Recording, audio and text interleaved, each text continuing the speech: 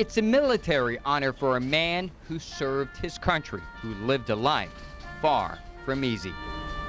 Deep down inside, I always waited on that call. When Stephen Nibbs got out of the Navy more than 20 years ago, he moved in with his brother Melvin in Atlanta.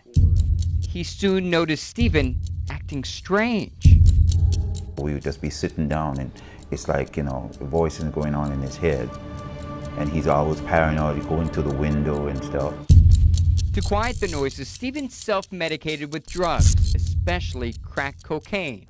Amelia Jackson is Stephen's sister. He has schizophrenia. One moment he will want to be himself, and the next minute he want to be Tina Turner or somebody, So that's how I kind of put two and two together, and I understood that, okay, he's really suffering mentally.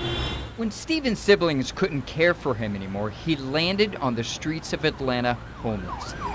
That's when he met this woman, Nwankwo-Richards. She runs a state-licensed outpatient drug treatment program called Agape Community Integrated Health Systems. Its website says Agape provides counseling, case management, and medical care for the homeless and those suffering from mental health issues.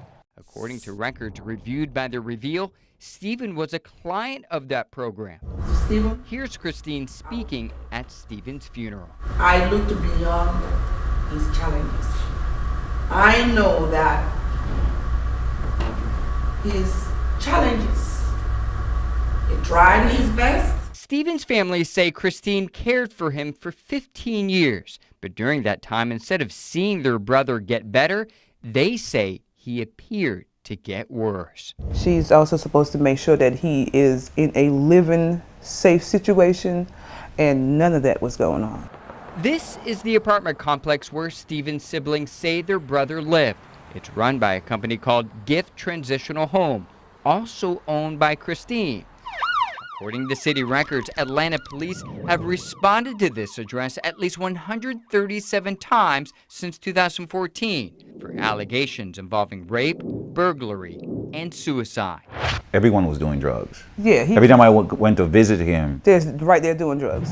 The last time they saw their brother alive was July 22nd, 2018, panhandling at the intersection Peyton Road and MLK Drive. The next day, an alleged drug driver hit and killed Stephen.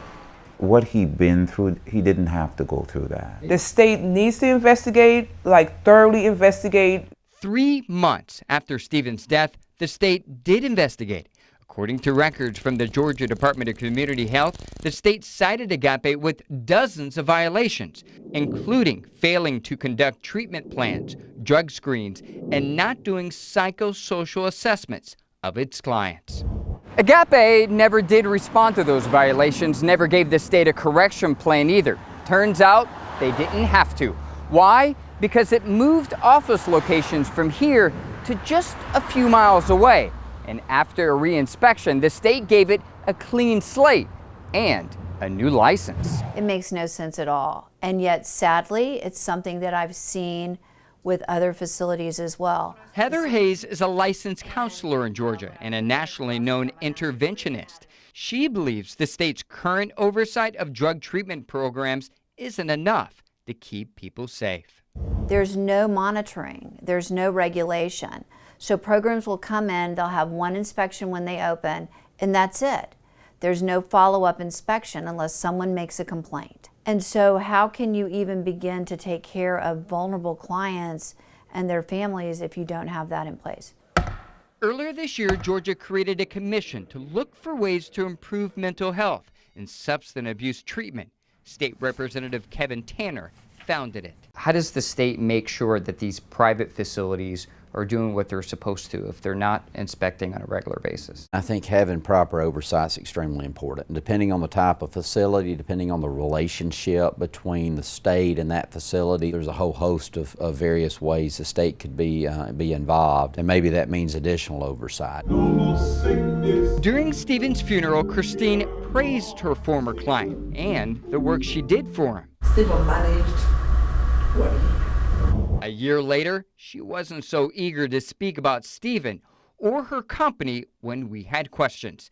After not responding to our calls and letters, we showed up outside her office in College Park, a few weeks ago. Hey, Christine, do you have a second? I just want to talk about Stephen Nibbs. Driving away from questions about a client she once cared for, that some believe didn't get the help he needed to survive.